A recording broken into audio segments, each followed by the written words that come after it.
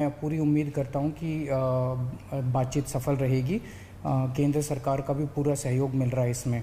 तो अगर 18 tanker Bangkok से कल से आने चालू हो जाएंगे, वो 18 टैंकर आ जाते हैं तो जो ऑक्सीजन को ट्रांसपोर्ट करने की परेशानी आ रही थी वो परेशानी दूर हो जाएगी और हमें अपनी पूरी ऑक्सीजन मिलनी चालू हो जाएगी।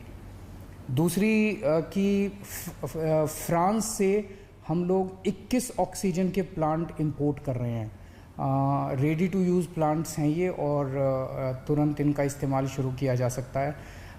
इससे भी इनको 21 ऑक्सीजन के प्लांट्स को अलग अलग अस्पतालों में लगा देंगे तो उन अस्पतालों में ऑक्सीजन की कमी दूर करने में हम लोगों को मदद मिलेगी। पिछले 4-5 दिन में मैंने देश के कई उद्योगपतियों को चिट्ठी लिखी थी, मदद मांगी थी। देश की सभी मुख्यमंत्रियों को मैंने चिट्ठी लिखी थी, उनसे मदद मांगी थी और हमें बहुत ज़बरदस्त सहयोग मिल रहा है। बहुत लोगों के ऑफ़र आए हैं, उन सब के साथ बातचीत चल रही है। बहुत सारी चीज़ें आगे बढ़ रही हैं बड़ी तेज़ी के साथ।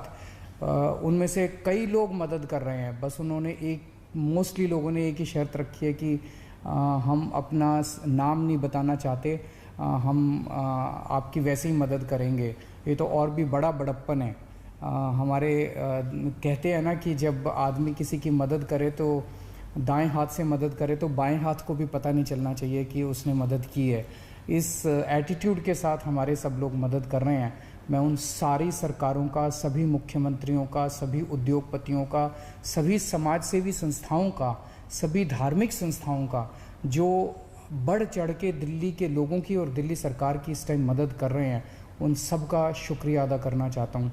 अभी जो मैंने अनाउंसमेंट्स किए इसमें भी बहुत सारे लोगों का सहयोग है। इतने कम समय में ये तभी संभव हो पाया कि उन कई लोगों ने इसमें मदद की, तभी हम ये टैंकर बैंकॉक से मंगा पा रहे हैं, फ्रांस से ऑक्सीजन के प्लांट्स मंगा पा रहे हैं।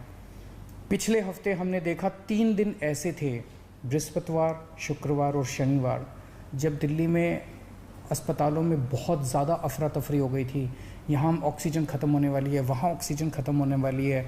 मैं भी काफ़ी घबरा गया था कि कहीं कोई दिल्ली के अंदर हादसा ना हो जाए कि टाइम पे ऑक्सीजन नहीं पहुँची और कई सारे लोगों की मृत्यु ना हो जाए।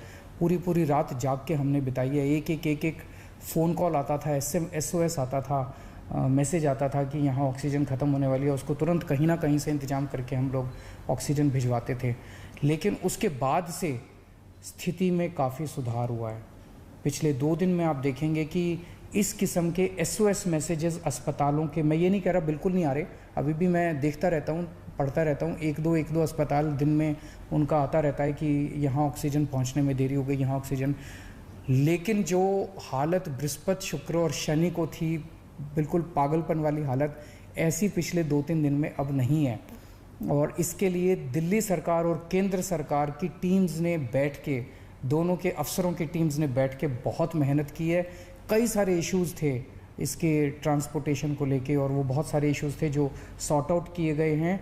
मैं केंद्र सरकार के उन सभी अधिकारियों का और केंद्र सरकार का तहे दिल से शुक्रिया अदा करना चाहता हूँ जिन्होंने इस कठिन घड़ी में हम लोगों का सहयोग किया। और आज सुबह केंद्र सरकार भी इंपोर्ट कर रही है कई सारे टैंकर्स। दिल्ली के लिए 5 अलग से टैंकर केंद्र सरकार ने हमें दिए हैं, उसके लिए भी मैं केंद्र सरकार का शुक्रिया अदा करना चाहता हूँ। अगले 1 महीने के अंदर दिल्ली में हम 44 ऑक्सीजन के प्लांट्स लगाने जा रहे हैं, 44। इसमें 8 प्लांट्स केंद्र सरकार लगा रही है,